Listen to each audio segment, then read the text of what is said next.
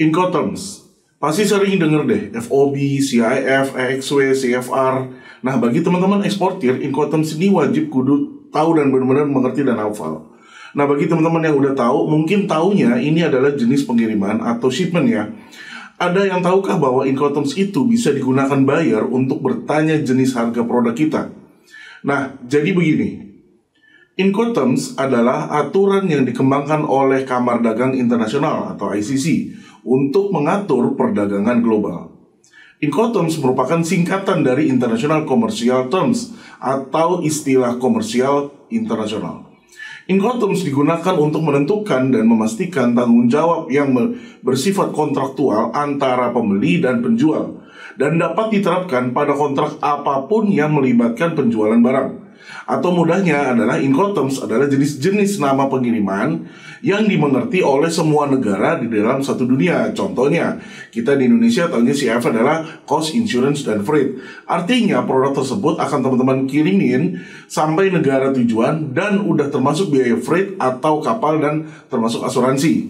Nah, kalau misalkan mau sama jenisnya tapi nggak mau pakai asuransi, nah itu jadinya CFR, Cost dan Freight.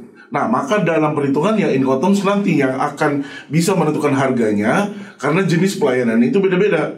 Jadi untuk menghindari kesalahpahaman dalam jenis pengiriman, maka digunakan satuan atau istilah yang disetujui oleh seluruh negara dan dipahami oleh satu dunia walau terbatas bahasa.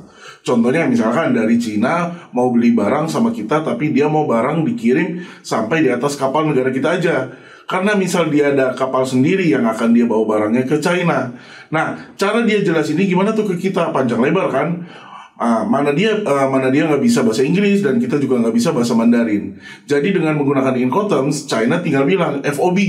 Nah, kita ngerti toh barang apa, caranya seperti apa sampai di atas kapal. Gampang kan? Saya mulai masuk lebih dalam lagi ya mengenai Incoterms. International Commercial Terms dikeluarkan oleh Non-Governmental Organization atau NGO, International Chamber of Commerce atau ICC pada tahun 1936. Lalu singkat cerita, dari tahun 1980 dievaluasi dan direvisi setiap 10 tahun sekali. Dan hingga saat ini kita gunakan Incoterms 2020. Jadi nanti nextnya lagi akan di Incoterms 2030. International Commercial Terms bertujuan untuk memberi pilihan ketentuan pengiriman bagi importir dan eksportir, mengatur hak dan kewajiban yang ditanggung oleh importir dan eksportir, meminimalisir kesalahan interpretasi atau kesalahan tanggung jawab di antara eksportir dan importir. Incoterms 2020 total itu ada 11. Cuma yang paling banyak digunakan adalah CIF, FOB, EXW, dan DDP. Teman-teman nggak perlu tahu semuanya dulu, tapi saya bantu cara ingatnya ya. Jadi Incoterms itu ingatnya dibagi dua aja. Ada grup EF dan grup CD. Grup E dan F itu barangnya hanya sampai taruh di atas kapal dan kapal belum jalan. Sedangkan grup C dan D itu kapal sudah jalan sampai ke negara tujuan. Jadi misalkan CFR dan CIF itu ya kapalnya udah jalan gitu aja. Semakin tinggi bentuk pengirimannya ya tentu biayanya akan lebih mahal. Dan siapa yang akan tentukan biayanya? Ya teman-teman. Jadi kalau ada buyer minta harga CFR, ya teman-teman tinggal hitung aja udah termasuk freight.